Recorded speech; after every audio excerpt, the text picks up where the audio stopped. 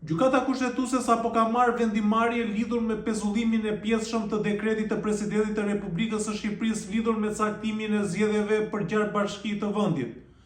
Ky pezullim do t'japi mundësi gjykimit në themel të çështjes për sa i përket ankimit të bërë nga zoti Veliaj lidhur me shfuqizimin e shkarkimit të kryeministrit apo të vendimit të Këshillit të Ministrave. Kjo është një ngjarje shumë e madhe, sepse natyrisht që mendoj që është një vendimarrje e drejtë për të cilën zoti Veliaj ka pasur të drejtë dhe unë së bashku me shumë kolegë të tjerë kemi mbajtur të qëndrim që zgjedhjet nuk duhet të realizoheshin për qytetin e Tiranës, përderisa kishim një ankimim në gjykatën kushtetuese për sa i përket shkarkimit të kryetarit të Bashkisë Tiranës, dhe kjo në referim të netit 115 të Kushtetutës së Republikës së Shqipërisë dhe praktikës kushtetuese, duke filluar nga viti 2000 edhe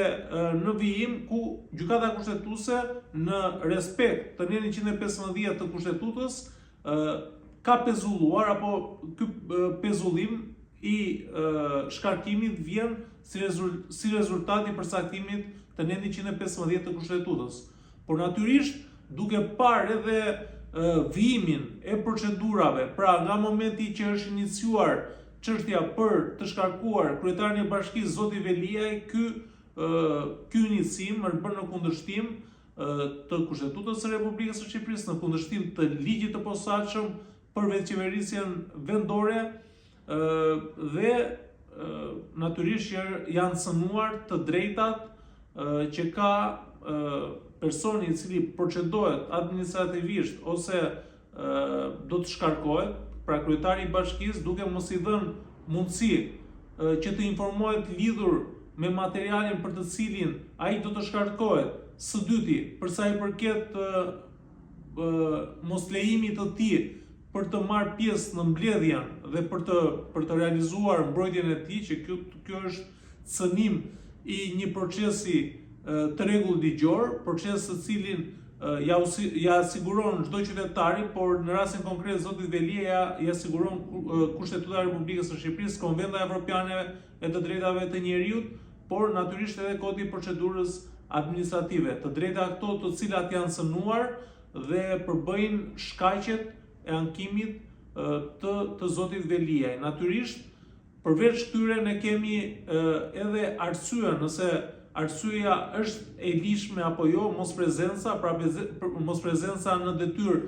është e vullnetshme apo jo, dhe kjo do t'japi mundësi gjithë kryebashkiakëve të tjerë, cilët mund të ndodhen në këtë situatë që sot është zoti Veliaj, për të patur një praktik kushtetuese, sepse nuk kemi pasur asnjëherë deri më sot një rast apo një kazus të tillë për sa i përket shkakut të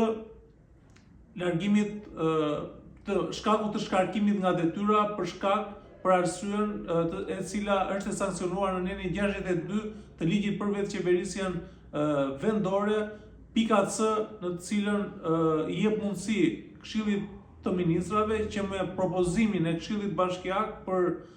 kryetarin e bashkisë, i cili nuk është në detyrë për 3 muaj, që të bëhet ky shkarkim. Pra, unë mendoj dhe jam i mendimit që nuk kemi në rastet e shkarkimit, për arsye sepse kjo mos prezencë në detyrë nuk vjen si rezultat i vullnetit të kryetarit bashkisë, por vjen si rezultat i pamundësisë së tij për shkaqe të arsyeshme, i cili është izolimi në paraburgim, duke zbatuar një masë sigurimi personal.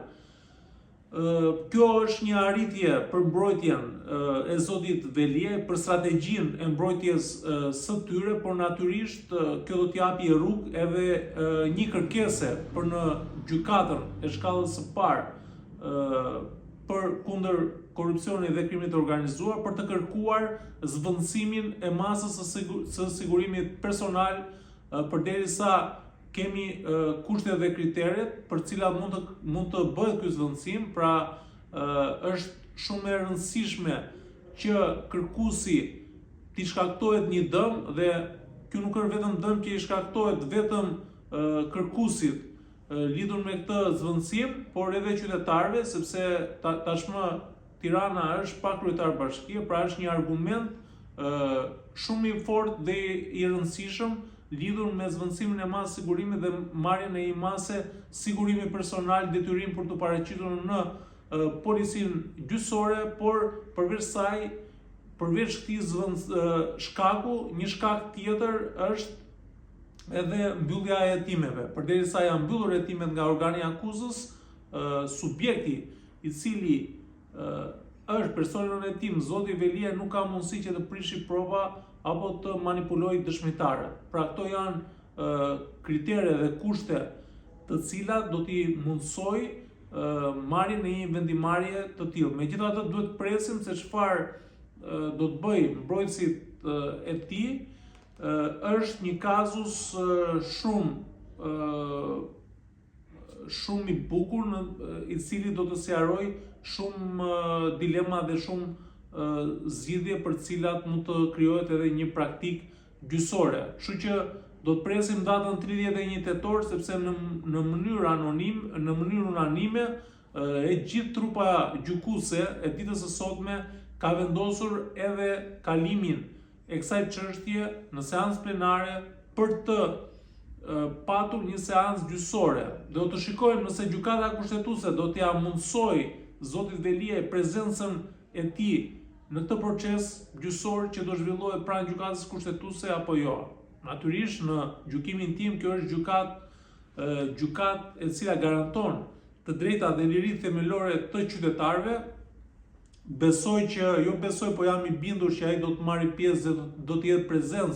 prezent në këtë seancë gjyqësore, por kjo vendimarrje e sotme vetëm pak ditë nga një ngjarje e rëndë që na ka shokuar të gjithëve, vrasja e një gjyqtari në gjykatën e apelit Tiranë, tregon që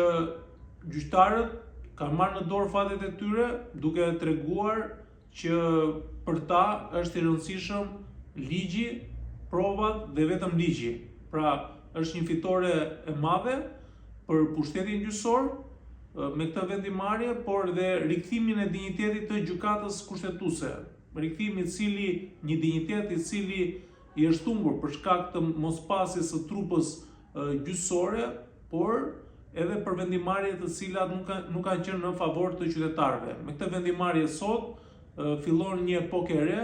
një epokë e shtetit ligjor dhe shtetit të së drejtës. Besojmë që kjo